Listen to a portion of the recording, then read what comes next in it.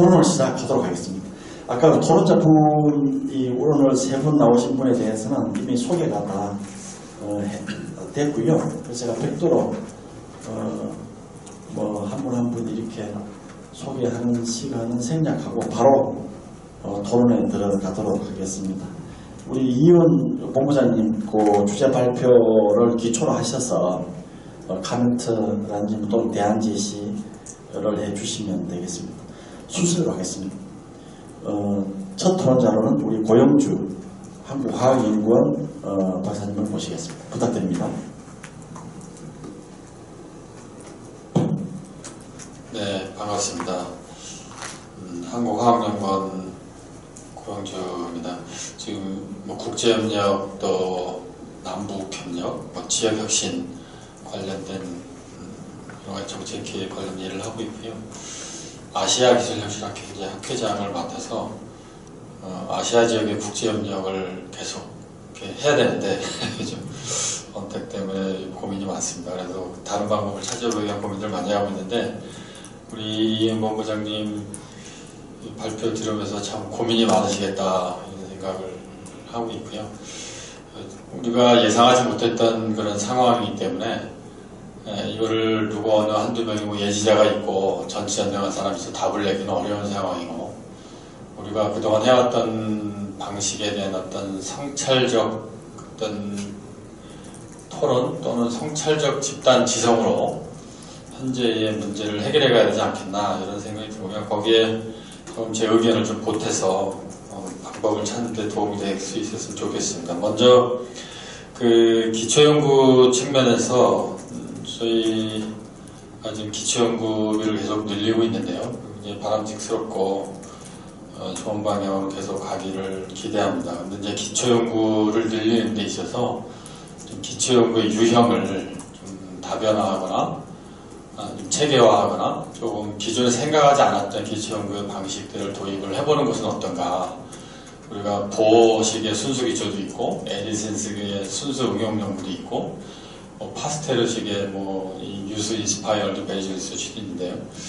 조금 좀 융합적 관점 또는 미래에 뭔가 닥칠지 모르는 문제를 좀 생각해 보면서 이건 이런 연구는 꼭 해야 된다 라고 하는 방식의 어떤 기초연구 좀 더 도전적이고 좀 더 미래지향적이고 뭔가 닥칠지 모르는 어떤 위험을 보는 이런 기초연구가 좀 늘어났으면 좋겠다. 그게 이제 융합적 관점일 수도 있고요. 그런 첫째가 두 번째는 출연연구소에 있다 보니까 출연연구소는 좀 응용 개발 쪽에 많이 가 있습니다. 근데 그걸 하다 보면 기초연구가 필요하거든요.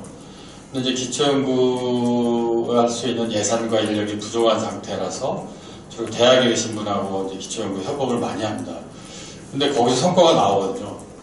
그래서 대학에 계신 분이 아예 안식년을 저희 연구원으로 오셔서 같이 연구해서 세계적인 연구를 내는 그런 양상이 늘어나고 있습니다. 그래서 기초연구를 고민을 하실 때 출연연에서 하고 있는 연구 중에서 원천연구 저거는 세상에 없거나 세계 최고의 연구 원천연구가 될 수 있겠다라는 것들하고 좀 매칭을 해서 저거를 기초연구로 좀 같이 연결시켜주면 훨씬 더 빠른 속도로 좋은 성과가 나겠다 이런 것들이 꽤 있거든요. 저는 그런 측면에서 이 대학과 출연연이 조금 더 협업할 수 있는 기초연구와 원천연구 시스템이 많이 늘었으면 좋겠다 이런 생각을 해봤고요. 세 번째는 작년에 일본이 수출 통제를 하면서 소재 부품 장비에 대한 국가 투자나 위기의식이 커져서 여러 가지 대응을 한 바가 있고 그것도 예상하지 못했던 이슈거든요. 그리고 코로나19가 터지면서 진단키트나 치료제 백신에 대한 수요가 굉장히 대폭적으로 늘었습니다. 그걸 보면서 저희가 생각해봐야 되는 지점 중에 하나가 이제 기술 종속과 기술 독립의 문제이거든요. 물론 우리나라가 모든 걸 다 할 수가 없습니다. 그래서 그걸 국제협력을 해야 되고 글로벌 밸류체인이 필요한데 정말 핵심적인 기술, 정말 전략적인 기술은 우리가 확보를 해야 된다. 그런 측면에서 조금 더 소재나 의학도 있지만 모든 분야에서 이거는 그래도 우리가 꼭 확보해야 되는 거 아닌가. 경쟁력을 떠나서 그런 전략 기술, 핵심 기술을 찾아서 좀 더 투자하고 확보해 나가는 이런 노력들이 필요하지 않겠는가 이런 생각이 들고요. 그 과정에서 이 소재부품 장비를 보면 그 문제를 해결하는데 대기업과 중소기업의 협업과 상생이 굉장히 중요한 역할을 했습니다. 대기업이 그동안 우리나라 중소기업이 했던 걸 안 쓰고 뭐 일본이나 다른 데서 갖다가 막 쓰다가 지금 문제가 터지니까 심각해졌고, 그래서 우리나라 중소기업이 개발한 거를 다 갖다 테스트해주고 갖다 쓰고 하면서 문제를 해결해 나가거든요. 그래서 앞으로도 이 대기업과 중소기업의 협업이 굉장히 중요하고, 그거를 촉진할 수 있는 정책, 그리고 중소기업이 기술 혁신의 리스크나 투자 위험을 줄일 수 있는 대학과 출연연 간의 협업 구조, 이런 것들이 굉장히 중요한 양상을 보이고 있다. 그런 측면에서 어떻게 하면은 그런 것들을 잘 정책으로 뒷받침할 건가, 이런 고민이 하나 하고 있고요. 또 다른 문제는 이 언택트 시대에 이제 소통을 계속하고 연구개발의 속도를 당겨야 되는데, 그것이 인공지능이고 블록체인이라고 생각을 하거든요. 그래서 이 블록체인을 R&D에 종사하는 분들의 소통을 할 수 있는 강력한 플랫폼으로 좀 더 좀 촉진을 해보자, 이런 생각을 계속 하고 있고, 또 하나는 R&D의 패러다임 자체를 인공지능 기반으로 바꿔야 된다는 거죠. 그래서 소재와 신약의 경우에 인공지능, 빅데이터와 인공지능 방식들이 연구 방법론으로 들어오면서 굉장히 속도를 당기고 있거든요. 그래서 R&D 전반에 어떻게 하면 블록체인으로 소통을 확대하고 인공지능으로 속도를 당길 건가? 그러면 그렇게 하려면 우리가 어떠한 역량과 어떠한 인프라가 필요한가를 끊임없이 고민을 해서 새로운 R&D 패러다임의 시대를 만들어야 되지 않겠냐. 그러면 이제 랩도 버추얼 랩으로 굉장히 확장이 될 수가 있고, 인공지능과 블록체인 기반으로 소통하고 하는 것들이 이 R&D 문제를 해결하는데, 미래를 열어갈 때 좀 도움이 되지 않겠냐, 이런 생각을 해봤고요. 또 하나는 지금 코로나19를 보면서 이제는 이 R&D 정책이라는 게, 그동안 한국의 R&D 정책, 과학기술 정책은 주로 기업 또는 산업, 제품, 그 경쟁력 이런 거에 많이 가 있었는데, 최근에 기후변화가 터지고 미세먼지가 나오고 또 코로나19가 터지면서 국민들의 어떤 생활의 안전을 위협하는 이슈들, 재난, 그리고 뭔가 국민의 생활에 이 삶의 질에 관련된 이런 이슈들이 굉장히 터지고, 최근에 언택트 시대가 되니까 플라스틱 소비가 엄청 늘었거든요. 엊그제 TV도 나오던데 이게 굉장히 심각합니다. 플라스틱과 그 쓰레기 문제가 묻을 땅이 없어요.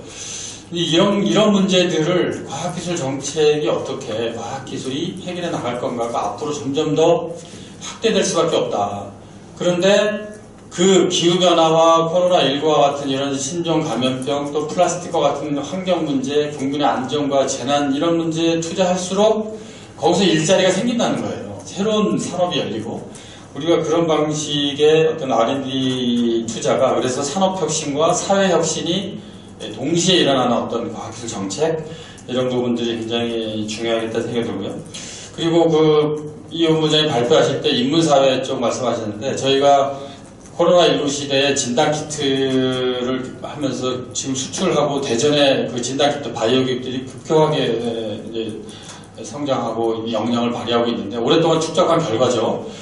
그래서 근데 그 진단키트가 성공했던 거는 그 질본에서 갑자기 모여라 그래서 긴급 승인 제도를 해줄 테니까 개발을 해라, 이렇게 해주고 간 거거든요. 그러니까 기술만 갖고 되는 게 아니고 제도가 들어오고, 어떤 제도가 돼야지 이 문제가 해결되느냐, 인문학적, 이 사회학적 관점에서의 이 성찰과 검토가 굉장히 중요한 시대가 됐다. 그래서 기술과 제도가 같이 가는 시대가 됐다. 그런 측면에서 지금의 우리가 R&D를 굴리는 방식들, 이 PBS 제도로 돼 있잖아요. 이거는 안 맞는다는 거예요. 더 이상 안 맞는 옷이 됐고, 어떻게 이제 파이 시스템을 해보겠다, 이렇게 이제 정부가 하고 있는데, 뭔가 새로운 방식의 연구 방식들, 어떤 제도와 인문학적 성찰이 같이 들어가는 문제 해결 방식들이 점점 커질 거다. 그런 측면에서 굉장히 중요하게 검토가 돼야 될 것 같고요. 두 가지만 더 말씀드리겠습니다. 하나는 이번에 코로나19를 우리가 해결하면서 K-방역 막 했는데, 그 중에 가장 중요한 역할을 하는 게 시민이거든요. 국민들이 같이 참여해야 된다는 거죠. 어디는 미국은 지금 국민들이 마스크를 안 써가지고 참여를 안 해서 협조를 안 해서 문제가 터지는 것들이 좀 많아지고 있는데, 우리가 시민들이 이 기술과 제도와 시민 참여가 이 국가적 리더십과 같이 맞물려서 성공할 수 있는 모델로 가는 거거든요. 그런 측면에서 우리가 어떻게 시민들이 과학기술을 좀 더 이해하고 증거 기반의 정책들을 만들고 정책의 과학화를 하고 시민들이 과학기술 정책에 참여하면서 같이 지지하고 참여하고 이끌어 나가는, 최근에도 그래서 시민과학의 영역이 커지고 있는데요. 리빙랩도 커지고, 이거 뭔가 이 시민이 참여하거나 주도하는 그런 방식의 이 과학기술 정책, 그 다음에 다른 정책의 어떤 과학화를 이끄는 과학기술, 이런 것들이 앞으로 계속 중요하게 확산될 거다. 그런 측면에서 우리가 좀 더 많은 연구가 필요하지 않겠냐. 그리고 마지막으로 국제협력, 저희가 그 화학연구원이 글로벌 기업하고 국제 공동연구를 한 적이 있어요. 1년 반 좀 넘게 했는데요. 한 번도 만난 적이 없습니다. 전부 그 플랫폼을 깔아가지고 시스템을, 거기서 참여 연구원들이 아이디 패스워드를 받아서 자기가 연구한 거를 넣고 전부 화상회의로. 근데 1년 반 만에 원하는 목표를 다 달성을 했어요. 훨씬 더 빠른 속도로. 오프라인 하는 것보다 더 빨라요. 그러니까 굉장히 그 과제를 목표를 정하고 관리하고 연구하고 토론하고 하는 방식을 우리가 좀 더 선진화해내고 우리가 다른 방식의 기법들을 도입한다면 언택트 시대에도 훨씬 더 효율적으로 연구를 하고 성과를 낼 수 있겠다. 그런 국제협력의 방식들의 툴을 우리가 좀 더 생각을 해내고, 그리고 아시아 지역은 그런 기반이 굉장히 약하거든요. 저희가 학회를 열어서 컨퍼런스 온라인으로 접속하니까 인터넷이 안 돼가지고 잘 못 들어오는데, 우리가 ODA 사업들이 있지 않습니까? 아시아 지역에 그런 온라인에 국제협력을 할 수 있는 플랫폼들을 다 깔아주고 같이 국제협력을 할 수 있는 것들을 조금 더 고민해보면 어떨까 이런 생각을 해봤고요. 그것이 이후에 좀 더 길어지면 이제 남북 간에 이제 R&D 협력이나 과학기술 협력, 과학기술 혁신 시스템을 만들어 나가는 쪽으로도 발전해갈 수 있지 않을까, 그런 말씀 드리면서 마치겠습니다. 고맙습니다. 혹시 그 코로나 그때 사태 전개 과정에서 혹시 연구소에서 이렇게 재택 연구를 도입하신 경우가 있었나요? 저희는 뭐 없었나요? 모든 연구소가 그냥 정상적으로 다 돌아갑니다. 예, 재택근무라는 게 뭐 집에 가서 야근하고 뭐 다 하긴 하는데, 예. 재택근무 자체를 한 적은. 그럼 이유 보면 우리 지금 그게 그 일반 기업들은 재택근무라고 하는데, 예를 들면 연구소 같은 재택연구라고 해야 되잖아요, 그죠? 혹시 재택연구 규정이 있나요? 연구 쪽에는 이제 고 박사님 말씀하신 것처럼 재택 연구라는 게 이제 근본적으로 불가능하다고 생각을 해서 재택 연구는 없지만, 이제 컴퓨터를 가지고 일하시는 분들은 재택 연구가 가능해서 재택 근무를 하시죠. 근데 굉장히 그건 소수고, 그게 지금 저희의 제일 큰 고민이 이 언택트 시대에서 재택 연구를 어떻게 진행할 수 있을까 하는 부분이 제일 큰 고민입니다. 그래서 제 생각에는 연구, 리서치 하는 사람한테 그냥 마치 우리가 일상적으로 루틴한 일을 하면서 근무하는 거하고 다를 테니까 재택 연구라는 개념을 도입을 해서 뭔가 어떤 새로운 어떤 그런 그 규정을 만들어 보는 것도 괜찮을 것 같아요. 버추얼 랩 형태가 될 수 있죠. 버추얼 랩하고 같이 연결을 해서, 그죠? 알겠습니다.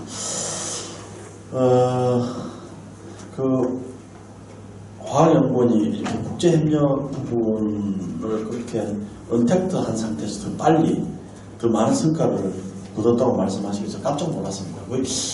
왜냐면 최근에 제가 기업 하시는 분 만나니까 기존의 계약 관계를 맺었던 그 상대 그 외국 기업하고의 여러 가지 비즈니스를 계속 이렇게 진행해 가는 것은 언택트에서 얼마든지 가능하더라. 그런데 새로운 계약, 새로운 비즈니스에 대해서 이제 협상을 해서 뭔가 계약을 하는 단계에서 언택트 가지고 불가능하다는 말씀을 하시더라고요. 그건 아마 리서치보다는 또 기업 관계에서 굉장히 더 센시티브하고 굉장히 복잡하게 법적으로 고려해야 될 부분들이 아마 많기 때문에 그런 것 같긴 합니다. 굉장히 흥미로운 토론을 해주셔서 감사드리고요. 다음 우리 박재근 교수님 부탁드립니다. 네, 안녕하세요. 서울대머리 천문학부의 박재근입니다.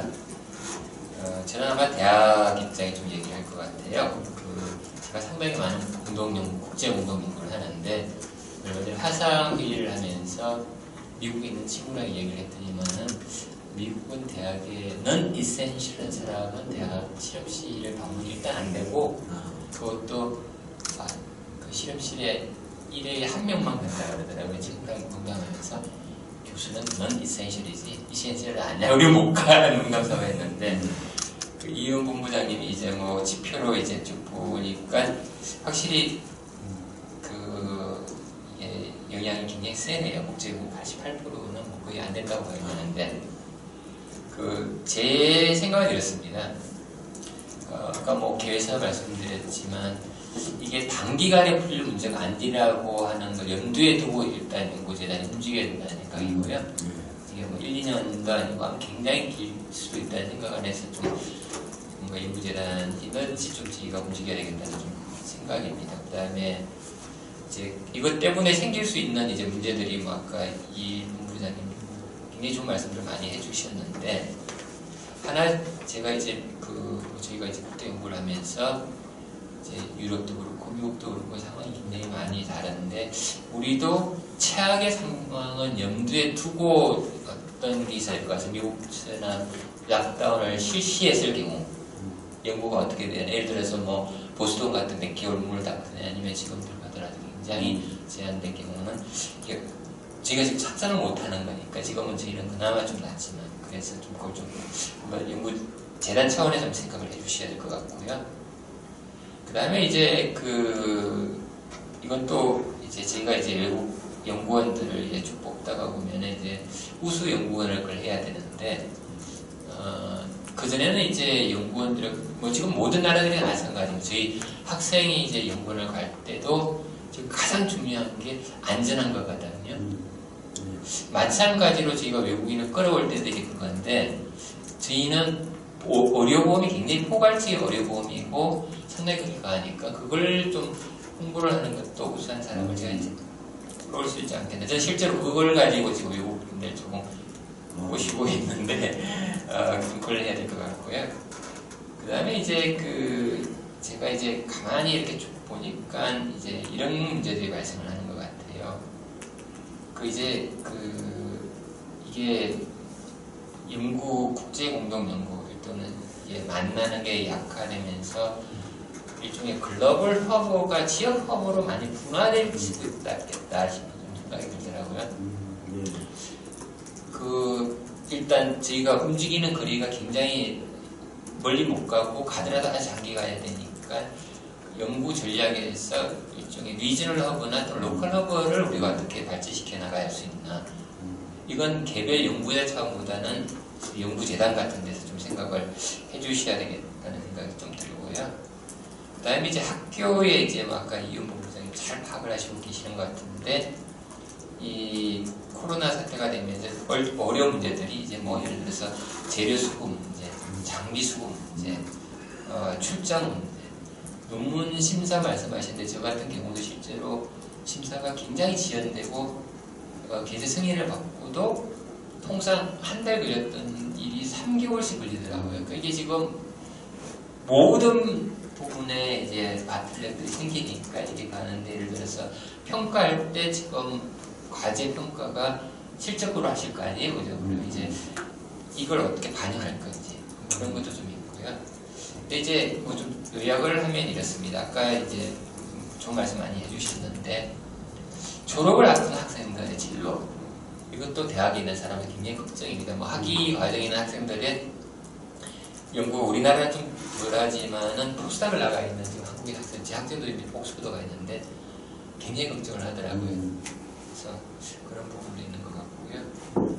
좀 마지막으로 다시 아까 했던 말씀 좀 말씀드리면 뭐 제 분야는 아닌데 뭐 주위에 있는 분들이 얘기를 해보면 경제에서 콘트라티브 사이클이라고 하는 게 있다고 하는데 그게 40에서 60년 정도에 한 번 발생하는데 뭐 많이 안 살아봐가 잘 모르겠는데 제가 그냥 좀 걱정스러운 부분은 코로나 사태는 저희가 상상을 초월하는 사회 전반 연구의 모든 행위조차도 바꿀 가능성이 있어서 좀 연구재단이 이게 조금 더 액티브하게 아까 말씀드린 만일 이게 심각해지면 각자 연구자들은 어떤 프로토콜을 따라가야 되는지 그런 걸 좀 한번 마스터 플랜 좀 해주시면 저희도 인지했다가 만약 터졌을 때 진짜 당황하지 않는 그런 게 좀 될 것 같아요.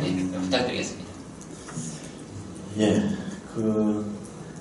되게 이제 경제 산업 하시는 분들이 이 글로벌 공급망 이야기를 많이 하면서 글로벌 공급망이 아마 지역별 공급망으로 이렇게 바뀔 거라는 이제 전망들을 또 컨설팅 회사들이 많이 내놓고 있는데 지금 박재현 교수님 딱 말씀드리니까 글로벌 연구망도 리저널 리서치 네트워크로 만약 이렇게 된다 그러면 이게 또 새로운 변화일 수도 있겠다, 그죠? 이게 우리한테 또 가져다 주는 의미가 뭘지 어쩌면 우리한테 기회가 될 수도 있다는 생각도 좀 들기도 하고 굉장히 좋은 포인트라는 생각이 듭니다. 그 아까 락다운 말씀하셨는데 제가 지금 얼핏 우리 박 교수님 말씀 들으면서 얼핏 생각이 났던 게 만약에 대덕에 있는 정부 출연 연구소들이 락다운이 됐다. 만약 그 지역이 물론 공랭의 키스트는 좀 떨어져 있지만 그랬을 때 어쨌든 그 연구소에 대한 그 가장 1차적인 어떻게 보면 지배구조로 보면은 이제 국가과학기술 연구회일 텐데 국가과학기술 연구회 정도면 만약 그런 락다운을 상징해서 그 락다운이 왔을 경우에 그냥 바로 이 정부 출연 연구소 연구기관들을 바로 이 버추얼 아까 말씀하신 버추얼 랩으로 이렇게 그러니까 일종의 디지털 트윈식으로 그걸 만들어 놨어요. 그냥 이쪽으로 이렇게 무빙해 가게 그리고 일제히 재택 연구 시스템으로 돌아가게 하는 그런 컨텐츠식 플랜을 만들어놔야 될 것 같아요. 그렇죠? 예, 어떤 연구는 어차피 계속 지속되어야 되는 거잖아요. 예. 하여튼 그런 생각이 갑자기 들었습니다. 제가 비전문가라서 그냥 상상을 하는 겁니다. 그렇게 감안해서 들어주시고요. 자, 우리 전에 제가 잠깐 박재현 교수님 말씀하신 거에 대해서 좀 답은 아니지만 이제 몇 가지 말씀드리면 이제 랩 셧다운 문제들에 대해서는 이제 아까 제가 설명드린 것처럼 이제 기초 사업에 대해서는 기초가 있고 이제 그 국책 기초가 있고 그런데 이제 국책 기초는 여러 가지 제약이 있습니다. 이제 뭐 해야 되는 일을 해야 되는 것도 있지만 시간적 제약도 따라 붙겠죠.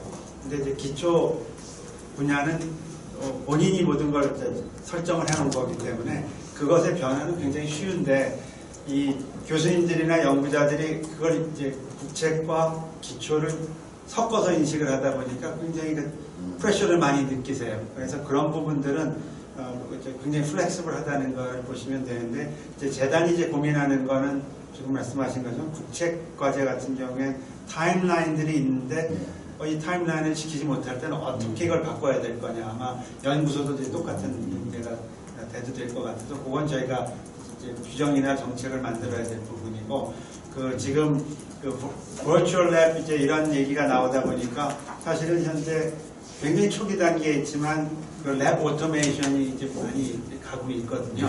근데 굉장히 그 초기 단계의 연구가 진행되고 있고 많은 사람들이 그거에 신경을 안 쓰는 이유가 그 오토메이션이 왜 필요하냐 내가 내 손으로 연구를 해야지 했는데 이제 이것이 재택 연구가 돼서 버추얼로 해야만 된다고 하면은 아마 랩 오토메이션도 굉장히 저희가 중점적으로 다뤄야 되는 부분이 될 거라고 생각합니다. 아 그러네. 우리 요즘 막 스마트 팩토리, 뭐 AI 스마트 팩토리 하는데 팩트 오토메이션뿐만 아니라 랩 오토메이션도 충분히 가능하겠네요. 예. 그거 굉장히 좋은 포인트 같습니다. 자, 우리 조현대 박사님. 네, 안녕하세요. 과학기술적인연구원의 조현대입니다. 오늘 좋은 말씀 잘 들었습니다. 일단 제가 몇 가지 말씀드리기 전에 배경적인 말씀을 좀 먼저 좀 드리고 여러분들 다 아시겠습니다만 지난 예전에 옛날에 16세기, 17세기 그 대항해 시대 때 스페인 소수의 군대가 이제 멕시코 등 이렇게 남미로 들어가서 많은 그 원주민들이 이제 사망하고 죽는 사태가 생겼는데 사실 어렸을 때는 초등학교 때라고 이렇게 중등 때는 그게 다 이제 그 유럽의 군인들이 이제 무장 측면에서 훨씬 이제 우월을 해가지고 이렇게 살상을 하거나 전투를 통해서 나는 사망한 거죠. 학살시킨 거로 이제 이렇게 알고 있었는데 나중에 보니까 그게 아니고 대부분은 다 바이러스로 인한 사망이었죠. 그러니까 유럽 그 군인들이 유럽 대륙에서 자기들이 이제 몸에서 가져온 바이러스에 의해서 다르게 말씀드리면 이제 그 사람들은 면역 체계가 있었고 남미 쪽은 이제 그 면역 체계가 없어가지고 이제 완전히 이제 바이러스의 무방비 상태로 노출돼가지고 이제 사망합니다. 물론 이제 그 배경도 다 그 다이론드 교수가 다 잘 설명하고 있는 그런 이야기입니다만 제가 이 말씀을 드리는 이유는 그만큼 이 바이러스 사태나 바이러스 자체가 세상을 바꾼다, 엄청나게 이펙을 주는 것이다, 이제 그런 것을 제가 이제 먼저 말씀드리고 싶고요.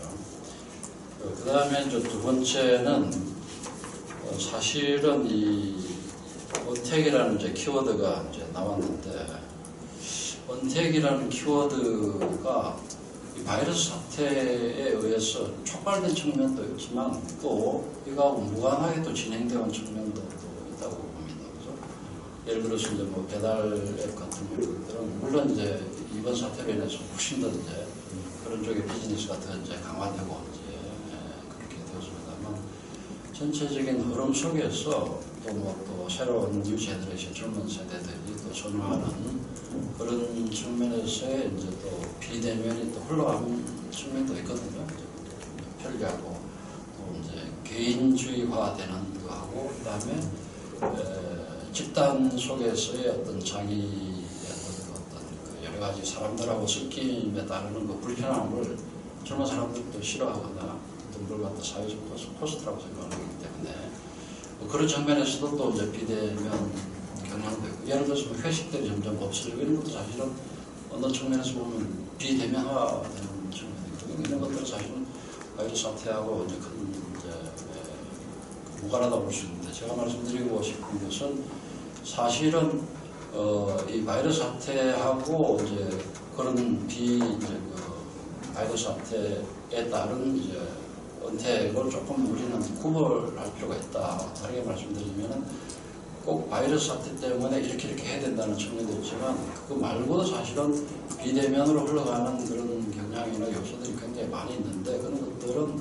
당연히 우리가 수용할 수밖에 없는 그런 것이고, 그렇게 함에 있어서 어떻게 하면은 이제 각자의 플레이어들, 우리는 주로 이제 R&D나 과학기술 분야를 들다 봅니다만 그 플레이어들이 이제 행복할 뿐만 아니고 보다 더 상대적으로 그 다음에 성과도 잘 낼 수 있겠는가, 이런 측면에서 좀 봐야 되지 않겠는가, 이런 생각이. 다르게 말씀드리면 이것을 무슨 어떤 전쟁처럼 어떤 뭐 단기적으로 대응하고 끝내는 그런 뭐 어떤 방향이나 이런 것은 그렇게 해야 되겠죠.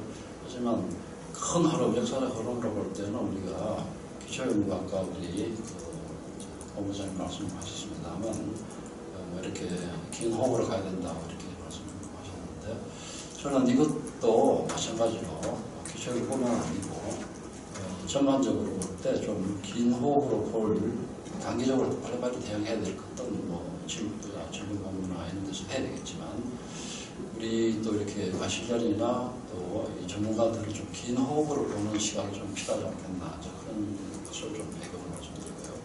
왜냐하면 또 지난 한 10여 년, 15년 이렇게 살펴보면 뭐 사스도 나왔고 메르스 사태도 나오고, 그때는 사실 뭐 이 정도까지 이제 추격되지 않았습니다만 이제 이번에 코로나 바이러스 나오고 이런 걸 보면은 야, 이게 주기적으로 상시화될 가능성도 있다, 이렇게 보였습니다. 그렇기 때문에 물론 이제 그 정도나 이제 그 확산범위나 뭐 그다음에 치명상, 치명률이나 이런 것들은 차이가 있겠습니다만, 그래서 이런 것들을 볼 때는 역시 우리가 또 긴 호흡으로 또 가야 되지 않겠나, 이런 생각이 듭니다. 근데 제가 말씀드리고 싶은 것은 이러한 배경하에서 볼 때 이런 사태가 나면 날수록 이제 두 가지 측면이 있는데, 하나는 이제 대부분이 뭐 나쁘거나 불편한 측면이죠. 그죠? 그런 것들은 우리가 이제 보완하거나 고쳐나가야 되는데, 이제 일부 좋은 측면도 아까 있다고 말씀하셨잖아요. 그죠? 그러니까 평가하는 데 있어서 그렇고, 뭐 다 이렇게 먼 지역에 계신 전문가들 모실 수 없었는데, 이제 비대면으로 하게 되면 이제 영상을 볼 수 있으니까.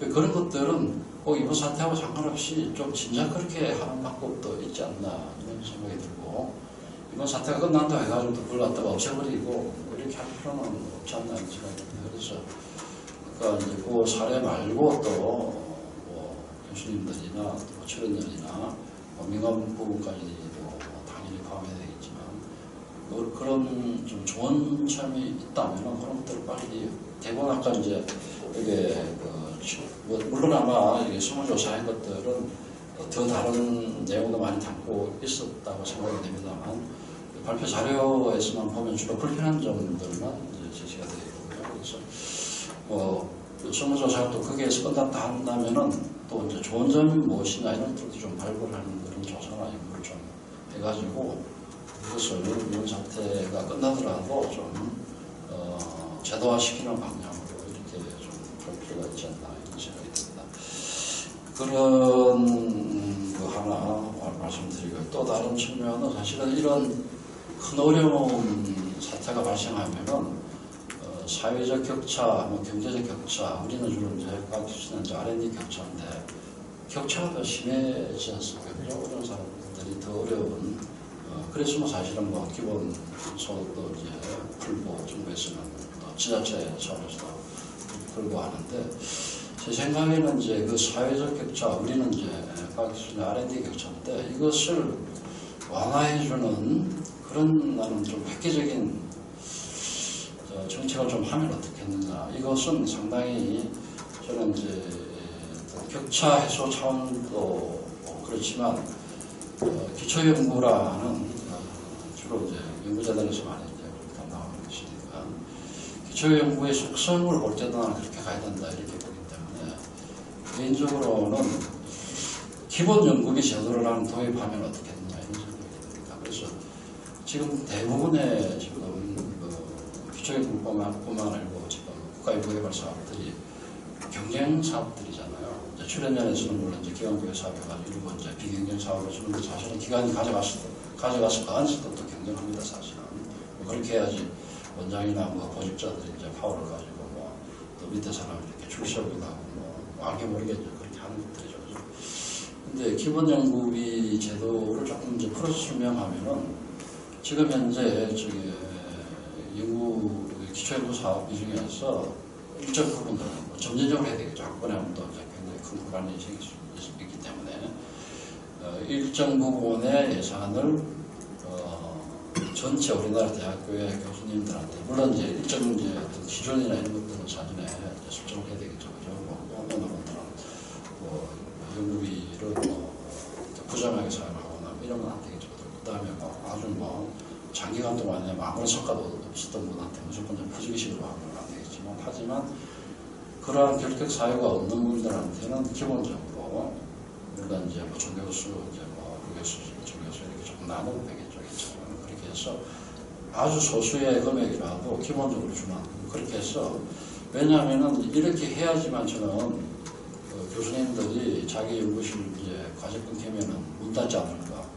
또 과제가 없으면 학생들이 오지도 않고 그렇게 되면 연구도 못하게 되고 혼자 살다가도 쓸 것도 안 하게 되고 그래서 지금 바이러스 사태하고 또 관련이 있고서는 그 다음에 기본적으로 기초연구라는 속성과도 관련이 있기 때문에 다르게 말씀드리면은 한우물을 좀 장기간 팔 수 있도록 해주는 제도로서 기본 제도를 좀 저는 제안을 하고 만약에 괜찮다고 생각하면 저는 과실전 이름으로도 한번 또 이걸 치고 나가도 되지 않겠나 그래서 물론 이제 경쟁 사업을 없애라는 건 아닙니다.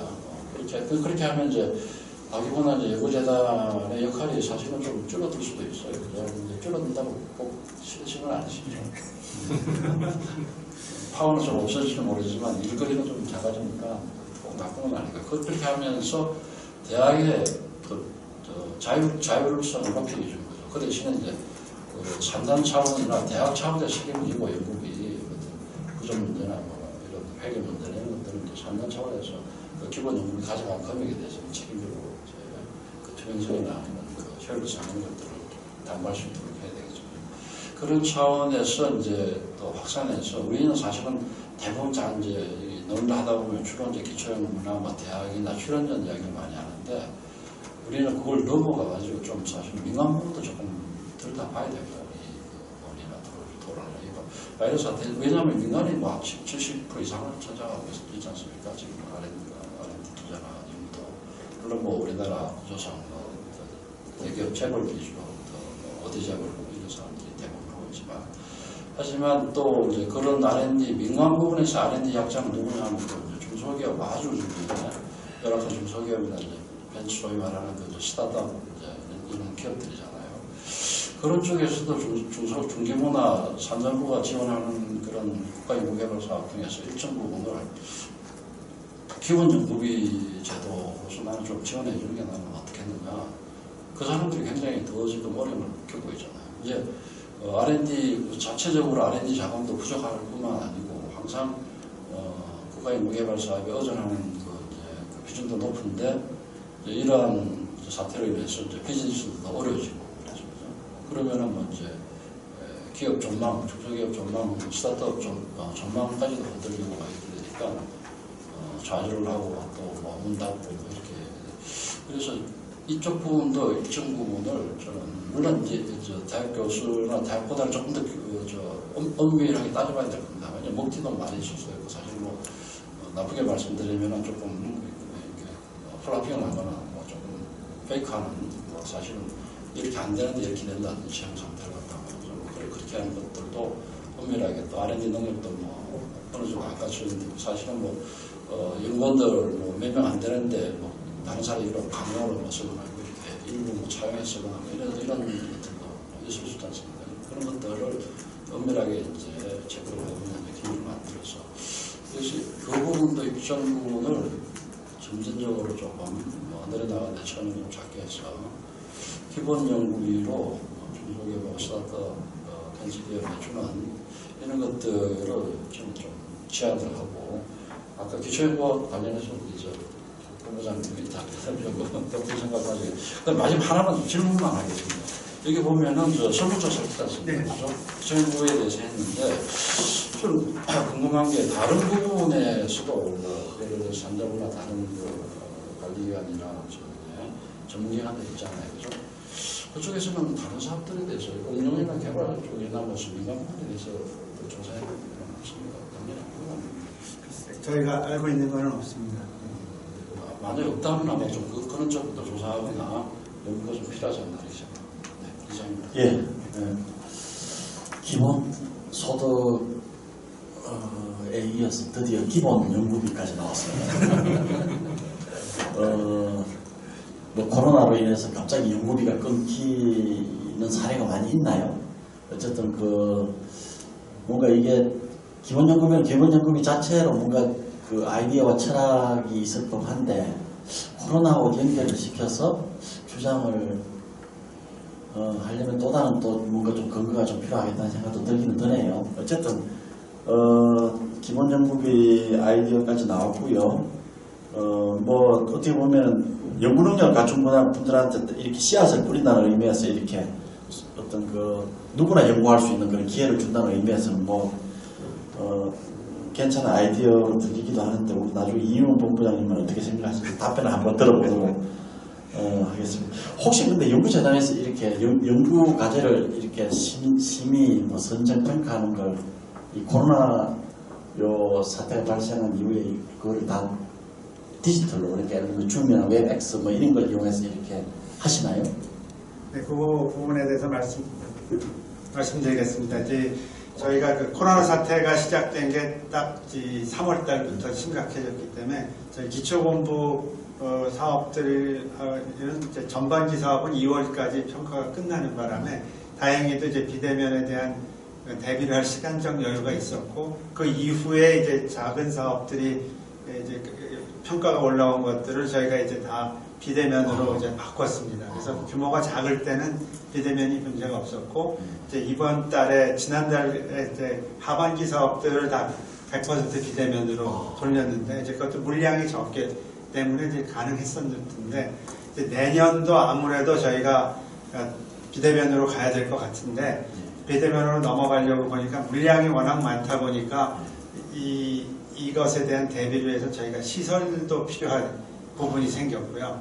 그리고 좀 더 기대하기는 국내든 국외든 이 평가 시스템을 위한 비대면 그 시스템, 줌 같은 시스템이 있으면 좋겠다 하는데 이제 그런 것들에 대한 개발은 아직 안 되고 있어서 저희가 이제 회의 시스템을 여전히 활용을 하고 있다 보니까 그 평가자들이 이제 한 2%, 10% 이제 모자라는 느낌을 받는 부분들이 있습니다. 이제 사실 평가하신 분이나 피평가자들이 그렇게 미진한 부분이 있다고 느끼면 굉장히 불안감이 생기잖아요. 이게 정말 공정하고 수월성 있는 평가가 됐느냐 하는 부분이 있는데 그 빈 부분을 채워드려야 하는 이제 숙제는 남아 있습니다. 하지만 이제 그럼에도 불구하고 비대면으로 계속 저희가 진행을 해야 이제 그런 게 채워지지 아니고 혹시라도 올해 안에 코로나 사태가 진정이 돼서 아예 언택트가 아니라 컨택트로 돌아가자고 하면 이제 그것도 없던 일로 가니까 굉장히 그럼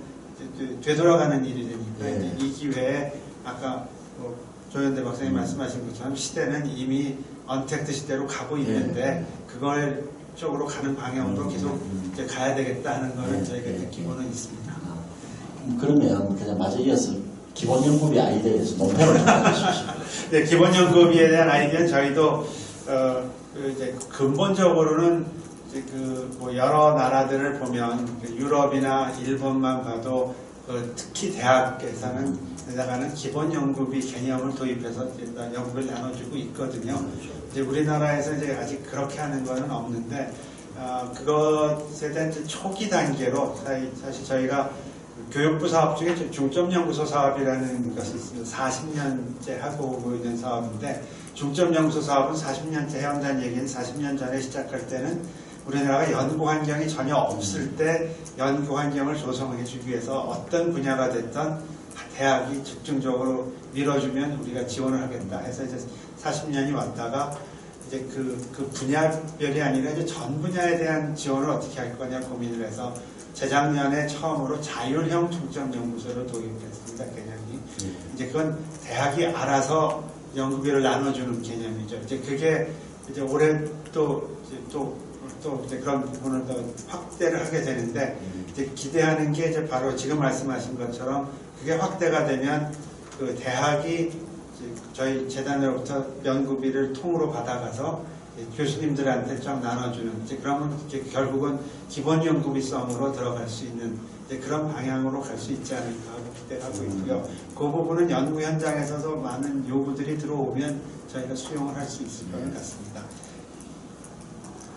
조금 왜냐하면 그 이제 기본 소득이 상당히 이제 정치 우화가 되어 있기 때문에 기본 연구비 이렇게 하는데 이것도 정치 우화, R&D나 과학기술계에서 정치적으로 오염시킨다 이런 건 아니고요. 용어는 마음에 안 드시면 다르게 바꿔도. 아니 좀 용어 괜찮은데. 왜냐하면 이제 용어가 이제 이렇게 하면 이제 커뮤니케이션 일반 대중들 포함해서 커뮤니케이션 시키기 때문에 이렇게 한 거고. 사실은 지금 우리 본부장님이 제가 말씀드리고자 하는 일부를 설명을 벌써 했습니다. 다르게 말씀드리면은, 그쪽, 일본이나 유럽 쪽에서 이제 용어 자체는 어떤 용어인지는 모르겠습니다만, 그런 제도를 하고, 다르게 말씀드리면, 이제 일종의 블락 펀딩이죠. 그리고 이제 대학에 이제 그 뭉칫돈을 주면은, 대학이 이제 교수들한테 나눌 수 있는데, 이제 우리나라도 사실은 그런 시도가 많이 있었고 또 대학 현장에서 그런 연구가 많이 있었습니다. 그렇게 해가지고 근데 이제 다르게 말씀드리면 아까도 이제 언택트로 가는 데 있어서 이번 사태 때문에 더 이제 가속화되는 언택트가 있는 거죠, 그죠? 그것도 마찬가지로 기초연구 사업이나 기초연구 정책도 가야 될 방향이 있는데 이번 사태를 통해 아까 로직이나 이게 더 필요하다고 했는데.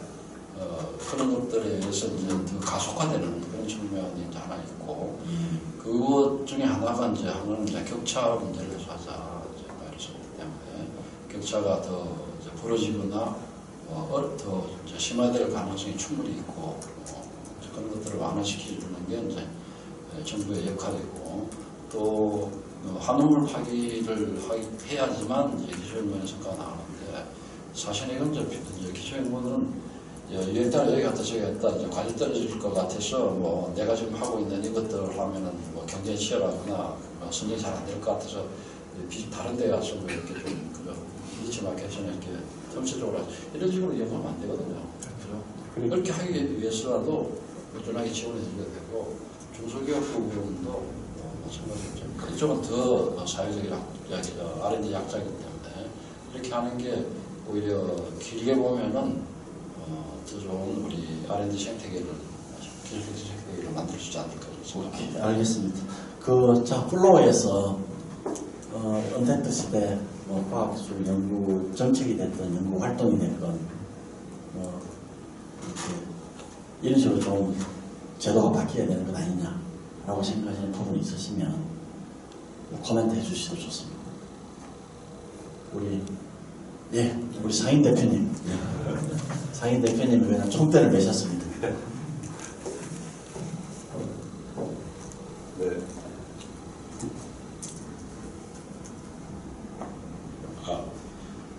네, 저 학교에 일 때문에 10분 늦었습니다. 그래서 감사 인사를 못 쳐가지고 먼저 이렇게 또 먼 길 오셔가지고 발제해 주신 본부장님께 또 여러 가지 의견들인데 또 상세히 그렇게 또 답변해 주시고 하는 것에 대해서 감사를 과실로 드리고요. 보니까 정리하자면 공동연구, 그다음에 평가나 감사, 또 출장 같은 이동을 동반하는 연구행위 이런 것들이 이제 문제인 것 같습니다. 이제 거기에는 또 랩 셧다운 문제까지도 포함되어 있는 것 같습니다. 일단 저희 대학에서는 교육을 어떻게 할까에 상당히 우왕좌왕하다가 이제 방학이 돼서 약간의 여유를 갖게 되고 그러면서 이제 다시가 아니라 그 다음으로 이제 연구를 또 생각하게 된 것 같습니다. 근데 이제 교육도 이제 해보니까요. 저는 이제 개인적으로 이렇게 느꼈는데 언택트에서 온라인이나 비대면이 앞으로 미래에 있어서 능사만은 아니다라는 한계가 분명히 있구나라는 생각을 했고 오히려 대학의 존재 가치는 대면 교육에 있지 않나라는 생각을 했습니다. 그래서 결국은 블렌드 러닝으로 가야 될 것 같고요. 그러면서 생각한 게 이제 교육에서도 코로나가 끝난다 하더라도 우리가 지금 경험한 거를 어떻게 가져가야 될지 이걸 다 버리는 거는 사실은 사회적으로도 굉장히 아까운 것이고 불가능합니다. 네, 그리고 우리가 배운 거를 코로나가 끝난다 하더라도 잘 섞어서 대면과 비대면이 하이브리드 같이 가야 될 텐데 예를 들면은 저는 이제 학교에 사부장을 맡고 있는데 그 비대면과 대면을 잘 섞어서 수업을 하면 상당한 그 스페이스 절감을 할 수 있을 것 같아요. 강의실을 많이는 아니더라도 최소한 4분의 1을 줄일 수 있을 것 같습니다. 그래서 그거를 다른 공간으로, 예를 들면 학생들이 활동할 수 있는 동아리방을 만든다든가 이렇게 할 수 있는 아주 간단한 생각부터 여러 가지 복잡한 생각까지 많이 드는데 연구에 있어서도 마찬가지로 코로나가 끝난 경우에 지금 경험했던 것을 또 그대로 유지를 해보고 싶은 면이 있을 것 같습니다. 그래서 그런 것들을 앞으로 미래 10년이나 15년 후에 미래 연구 형태에 대한 스케치와 연결시켜서 이거는 계속 가져가면 좋겠다라는 생각이 혹시 있으신지 그런 좀 질문을 드리고 싶고요. 두 번째는 이거 좀 어려운 질문이시고 생각 안 해보실 수도 있을 것 같은데 이제 저희 과실련이 시민사회이기 때문에 사실은 연구재단 듣고 보니까 지금 뭐 여러 가지 잘 대비를 하시는 것 같고요. 조금 다른 곳으로 좀 빠지면 다른 연구 예를 들면은 다른 정부 부처에서 연구 관리를 하는 기관들은 사실은 연구재단보다는 준비가 좀 잘 안 돼 있을 가능성도 큽니다. 그래서 연구재단과 함께 다른 연구 관리 기관들도 진흥원 같은 것 그런 곳들도 같이 가야 될 것 같고 지금 여기는 너무 좋은 환경인 것 같습니다. 제가 보기에는. 그래서 다른 그런 연구 환경들은 그렇게 좋지는 않은 것 같아서 그런 것들도 같이 갈 수 있게 좀 더 큰 엄브렐라가 있었으면 좋겠다는 생각이고요. 그래서 연구재단 참 잘 대비해 오신 것 같은데 저희 시민사회에 바라는 점이 혹시 있으신가 이런 것들을 하실 때 이런 것들은 연구재단 혼자는 못 풀겠다는 것들이 있어서 우리 과실련이 좀 할 수 있는 일이 혹시 있으면 지금이나 또는 추후에 우리 또 대학에 계셨으니까 또 생각하시는 면이 좀 다르실 것 같고 해서 좀 알려주시면 감사하겠습니다. 아주 딱 필요한 질문을 해주셨습니다. 자, 답변을 해주시죠, 우리 이현우 네.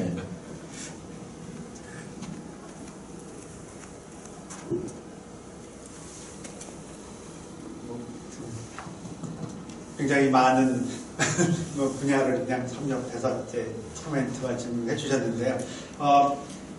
순서대로 제 연구재단의 부분이 해당되는 부분은 아니지만 이 교육 부분에 있어서 이제 컨택트와 언택트 이제 얘기하면서 이제 섞어서 가는 부분을 요새는 그러다 보니까 단어들이 막 나무에서 온택트도 있고 올택트도 있고 그렇더라고요. 이제 그런 부분에서 이제 교육도 큰 틀에서는 이제 교육부가 좀 생각을 바꿔야 되지 않느냐. 근데 지금 교육, 이제 아까 말씀하신 이제 안현실 위원님께서 말씀하신 것과 똑같이 교육부도 법과 규정을 지키다 보니까 이걸 언택트로 바꾸기는 했는데 효율적으로 바꾸지는 못할 수밖에 없는 상황이거든요. 결국 한 10여 년 전부터 대두됐던 교육이 바꿔야 된다. 이제 카이스트에서 에듀케이션 3.0, 4.0 얘기가 나오고 좀 더 일반화하면 플립드 러닝이 중요하다. 이게 그걸 중요한 건 다 알고는 있지만 규정이 따라주지 못해서 가기도 어려운 부분이 있고 그렇게 가려면 교육이 굉장히 시간이 많이 드는 교육을 시킬 수밖에 없는 리소스가 필요한 부분이 되겠죠. 이제 그런 부분에 대한 연구도 좀 같이 필요하지 않을까. 아마 그게 연구 부분하고 같이 갈 수 있다는 생각도 들고요. 그 연구 부분에서는 이제 저희가 생각하는 재단에서 생각하는 거는 이 언택트 시대가 비대면 시대가 오면서 좀 부각되는 게 과거에도 한 30년 넘게 노력을 했던 게 융합 연구가 중요하다. 융합 연구를 하자 해서 융합 분야를 도출하고 보면 융합이 아닌 독립 분야가 도출이 돼요. 이제 실질적인 융합 연구가 이루어지지 못했었는데 이제는 정말 사람들이 진정성을 가지고 융합 연구를 시작해보자 하는 얘기가 나오는 것 같습니다. 그 이유는 저희가 이제 언택트 시대 코로나가 가져온 이제 문제점 해결을 위해서는 막연한 문제가 아니라 당면한 문제다 보니까 당연히 이제 그 융합적인 사고가 시작됐고 작년 재작년부터 정부도 인문사회적 요소도 집어넣은 융합 연구를 해라 하는데 작년까지만 해도 대부분의 사람들이 막연하게 생각을 했거든요. 이 이공계도 그렇고 인문사회계도 융합을 어떻게 해야지? 근데 지금은 이제 코로나라는 이슈가 딱 나오니까 이게 좋은 예가 돼서 이런 게 이제 우리가 융합을 할 수 있는 분야로구나 하는 걸 느껴가지고 이제 융합 연구는 굉장히 확대가 될 거라고 생각되고요. 이제 고 박사님 말씀하셨던 것처럼 언택트 시대가 돼서 융합 연구가 더 좋은 점이 될 수 있는 게 결국은 이런 것들이 커뮤니케이션이 많아져야 되는데 만나지를 못하니까 역설적으로 만나지 않고 비대면으로 커뮤니케이션 하면서 커뮤니케이션 되는 양이 늘어나는 걸 볼 수 있습니다.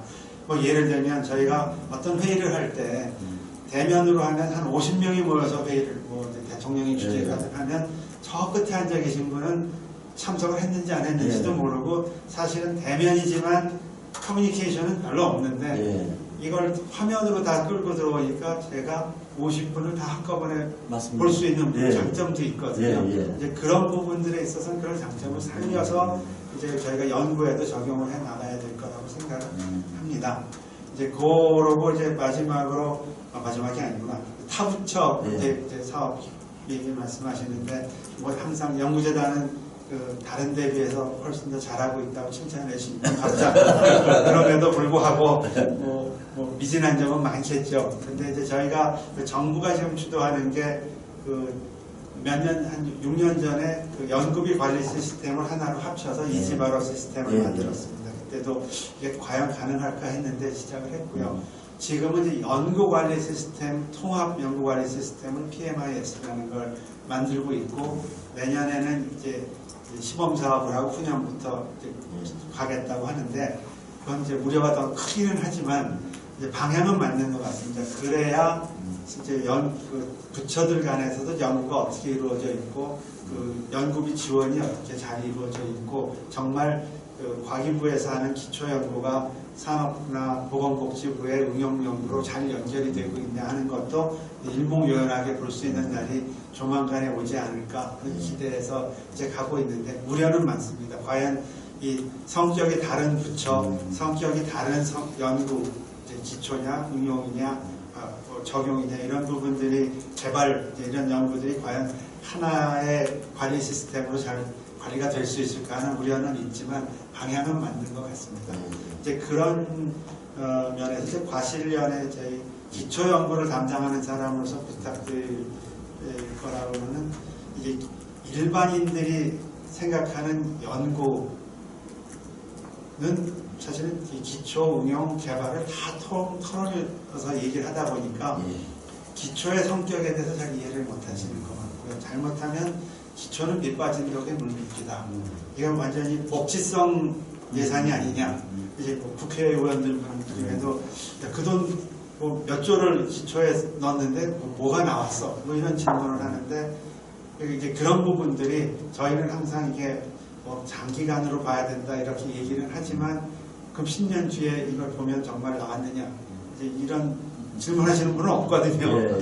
이제 이게 그나마 이번 코로나 사태 때 이 진단 키트 이런 문제도 사실 저희가 10년 전부터 준비를 해온 게 있었기 때문에 메르스 사태를 통해서 이게 발현이 된 거고 필요한 부분이다. 이제 해서 저희가 그 언택트 시대가 오면서 굉장히 부각되는 게 도대체 미래에 정말 중요한 이슈가 무엇일 거냐 그거에 대한 연구를 지금부터 기초연구 분야에서 지원을 해야 되겠다는 거하고 뭐 계속 말씀들 하시지만 그걸 정말 지속적으로 해드려야 되겠다는 부분 이게 지금 그래서 제일 콕 집어서는 저희가 이제 바이러스 부분에 있어서는 지속적인 연구가 가능하도록 하는 시스템을 만들어보고자 하는 노력을 하고 있습니다.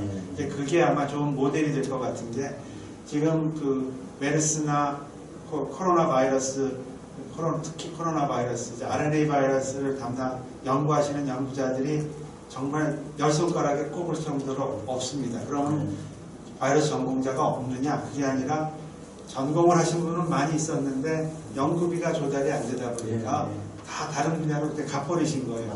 그분들이 다시 돌아올 수 없는 게 연구비가 없어서 못 돌아오시는데 이제 지금 남아있는 소수라도 이분들한테 지속적인 연구비를 지원할 수 있는 시스템을 저희가 갖추려고 하고 있습니다. 그래서 기본 연구비가 이 국회의원들이 이제 되게 뭐 기초연구를 왜 하냐, 기초연구를 했는데 뭐가 나왔느냐 이제 이런 이야기를 하면 제가 꼭 해드리는 이야기가 있습니다. 국회의원들이 제일 좋아하는 예산 따는데 제일 좋아하는 게 뭔지 아세요? SOC입니다. SOC. 소셜 오버 그 캐피탈이죠. 연구에서 SOC가 기초입니다. 그런 이야기를 하거든요. 그러면 금방 알아듣더라고요. 근데 그 국회의원들이 보면 SOC 따갈 때 SOC를 하려면 이제 예산 타당성 그 예타를 통과해야 되잖아요. 그죠? 그게 1을 넘어야 되잖아요. 1을 넘어야 되는데 참 1을 넣기 힘듭니다. 근데도 국회의원들은 어떻게든 그걸 따가려고 해요. 그래서 제가 국회의원도 보면 기초연구도 1을 넣기 힘들다. 근데 의원님 그렇게 따가고 싶어 하는 것처럼 이것도 리서치에서 SOC라고. 그래서 제가 이제 그렇게 이야기해주면 이제 뭐 조금 이해를 하시더라고요. 조금 이해하시는. 어쨌든 그 상대방을 설득시킬 때는 상대방이 익숙한 랭귀지를 잘 활용해서 설득시키는 게 굉장히 중요하다는. 아까 좀 말씀하신 기초연구 부분에 대해서 사실은 그냥 기초연구는 꼭 필요하니까 뭐 해달라 이게 아니라 사실은 우리가 스스로 굉장히 준비를 많이 해요. 이 기초연구라는 게 이렇게 왜 기초연구가 필요한가에 대해서 이렇게 이 경제적인 근거를 내놓으라 그러면 경제적인 근거를 우리가 내놓을 수 있어야 돼요. 어떻게든 우리가. 그래서 그런 준비를 사실 하는 이코노미스트가 선진국에서는 많이 있습니다. 이렇게. 근데 이제 우리는 그걸 잘 안 하지만 이번에 연구재단에서 보니까 아마 그런 기초연구에 대한 어떤 그런 사회 경제적인 임팩트에 대해서 노정희 이사장님 오시면서 그걸 본격적으로 한번 분석을 해보라고 이렇게 지시를 또 하셨더라고요. 저 굉장히 잘하는 그런 조치가 아닌가 뭐 이렇게 생각을 합니다. 오늘 뭐 우리가 이 은퇴트 시대 과학기술 연구정책 다 다룰 수는 없었는데 그래도 우리 이현 본부장께서 아주 핵심적인 부분을 잘 갖추려서 발표를 하셨고 또 하필이면 우리 또 토론자 세 분께서 출연연 그다음에 또 대학교 그리고 또 과학기술 정책 연구를 하시는 세 분이 아주 이렇게 포트폴리오가 잘 갖추어져서 필요한 아주 소중한 그런 토론을 해 주신 것 같습니다. 혹시 팔로우나 우리 토론자분들 또는 이현 본부장님 혹시 마지막으로 하신 말씀 있으시면 뭐 하셔도 좋습니다. 우리 그냥 이렇게 하시죠. 우리 고박사님부터 시작해서 그냥 이렇게 마지막으로 한 말씀씩 하시는 걸로. 아니요, 뭐 특별히 드릴 말씀은 없는데 그리고 이 토론을 의미 있게 했으니까 이걸 좀 핵심되는 내용들을 잘 정리해서 우리 이 본부장님이 잘 추진할 수 있도록 과실에서 많이 도와드리면 좋겠습니다. 네, 고맙습니다. 뭐 제 개인 경험인데요. 제가 이제 상반기에 과제 하나가 이제 다 걸렸는데 그때가 이제 코로나 사태 때문에 비대면 평가고 그래가지고 평가 단위도 제가 어떤 상황이 될지 잘 모르고 마스크를 쓰고 평가를 받았는데 이제 평가를 받는 사람들이 가장 이제 염려하는 게 아까 이 본부장 말씀하셨듯이 공정성입니다. 이제 대면이 그렇다고 반드시 공정한 건 아닌데 시스템이 바뀌어버리면 이 사람들이 조금 걱정하는 부분이 이제 그 공정성이 어떻게 담보되느냐고 아까 그거 충분히 이해를 하시는 것 같아요. 근데 제가 이제 평가를 받고 그 다음에 쭉 생각을 해보니까 비대면에서 이제 이게 보면서 이제 이게 표현을 할 수 있는 게 인간인데 그걸 마스크를 쓰고 해야 되니까 읽는 정도밖에 안 되더라고요. 그러고 나서 지휘응답 굉장히 제한적이고 그래서 좀 염려되는 부분이 있었는데 이제 그걸 이제 연구자들한테 이제 뭐 그거한테 좀 습득하실 수 있도록 하시는 게 중요할 것 같고요. 또 다른 하나는 제가 해보고 나니까 비대면으로서 대면이 안 됐던 부분들이 가능할 것 같다는 생각이 들더라고요. 뭐 예를 들어서 지금 현재 연구재단은 외국인 평가에 대해서 받으시긴 하지만 실제 평가에 외국인이 실제 못하는데 비대면은 가능할 것 같더라고요. 그래서 모든 건 못하더라도 예를 들어서 굉장히 진짜 그 금액이 큰 과제들은 실제 외국인들이 들어와가지고 토의도 실제 참여하고 그런 인풋을 주는 수 있는 채널이 얼마든지 가능할 것 같다는 게 좀 이었어요. 그래서 이제 뭐 외부에서 주어진 환경이지만 연구재단이 이제 그 기초연구 자료부터 굉장히 뭐 지뢰를 많이 받고 있어서 그걸 한 단계 도약시킬 수 있는 좋은 기회가 되겠다. 그런 생각을 좀 했었습니다. 고맙습니다. 자, 우리 조현님 선생님. 저는 뭐 아까 시간을 많이 사용하고 저기 이게 유튜브로 생방송도 되지만 나중에 녹화로 다시 볼 수 있는 거죠, 그죠? 네. 그래서 지금 왜냐하면 저 이제 말씀드릴 때 이제 제 말을 집중한다고 다른 분 말씀 중에서 좀 좋은 말씀인데 좀 놓칠 것도 있는 것 같아서 다시 한 번 더 들어볼 생각이 있습니다. 네, 오늘 좀 발표 감사합니다. 우리 맨 마지막으로 이현 본부장. 네, 감사합니다. 이렇게 초대해 주셔서 이렇게 발표에 기회 주셔서 감사드리고 모든 분들이 이제 재단 사업에 굉장히 관심도 많고 또 기초 연구를 걱정하시고 또 도와주셔서 굉장히 힘이 되는 것 같습니다. 박 교수님이 제안해 주신 부분은 다행히도 저희가 그 국책 사업에서는 이미 이제 지지난달부터 외국인 평가자가 들어옵니다. 네. 시차의 문제가 약간은 있기는 하지만 그래도 저희가 활용을 시작해서 이제 기초 쪽에서도 그것도 활용을 하려고 그러고 뭐 이게 언택트 덕분에 그 평가가 좀 더 수월 분야성, 공정성을 더 담보할 수 있는 쪽으로 갈 수 있다는 이제 느낌을 드릴 수 있도록 노력하고 있고요. 그리고 아까 고 박사님도 말씀하셨지만 이 재단 사업은 사실은 재단이 드라이브를 해서 하는 거라기보다는 연구자들의 뜻을 모아서 저희가 가는 사업입니다. 그래서 이런 과실련을 통해서 연구재단 또는 과기부 또 교육부 쪽에 계속 제안을 해주시면 저희가 굉장히 힘이 될 거라고 생각합니다. 네, 감사합니다. 네, 고맙습니다. 사실 언택트 시대의 과학기술 연구정책을 주제로 오픈 포럼을 하고 싶다고 노정혜 이사장님께 말씀을 드렸더니 너무나 시적절한 주제를 과실련에서 한다 이렇게 칭찬을 해주시면서 그래서 그 칭찬을 제가 받자마자 발표자를 추천해 주시더라고요. 라고 이렇게 말씀을 드리니까 이은 본부장이 바로 이렇게 그래서 저는 설득 못하니까 이사장님 권력으로 좀 어떻게 해달라고 그래서 오늘 어쨌든 이렇게 잘 이루어지게 됐고요. 사실 어쩌면 우리가 아주 사소한 용어부터 바꿔야 될지도 모릅니다. 우리 각종 이런 우리 흔히 해입이라 그러나요? 하여튼 해입이라 그러는데 이 해입에는 언어 중에 전체가 오픈라인에서 물리점수에 모여서 회의하는 거를 전제로 하고 있잖아요. 그래서 그걸 금합이라고 합니다. 금합이. 비대면 언택트 시대에 금화가 어디 있습니까? 그래서 이런 각종 이제 어떻게 보면 우리 사회에 그런 용어들이 그런 전통적인 용어들이 그걸 다 없애자는 이야기는 아니고 어쨌든 새로운 용어가 혼재할 수 있게 새로운 용어를 받아들일 수 있는 어떤 그런 좀 유연함을 발휘할 수 있는 굉장히 좋은 기회인 것 같아요. 연구 정책도 그렇고 아까 제가 상법 이야기를 했지만 굉장히 지금 상법뿐만이 아니라 사실은 대한민국에 있는 법제도 국회에서 여의도에서 막 이렇게 쏟아내고 지금도 또 쏟아내고 있는 그 법들도 기본적으로 다 대면을 기준으로 되어 있습니다. 이렇게. 그래서 그런 부분들도 좀 환경 변화를 좀 이렇게 수용하는 걸로 하면 대한민국이 모든 부분에서 한번 점프할 수 있는 기회가 오지 않을까 이런 생각을 하면서 오늘 오픈 포럼을 마치도록 하겠습니다. 끝까지 경청해 주신 시청자분들, 우리 또 오픈라인에서 참여해 주신 분들, 발표자, 토론자분들 모두에게 감사드립니다. 안녕히 계십시오.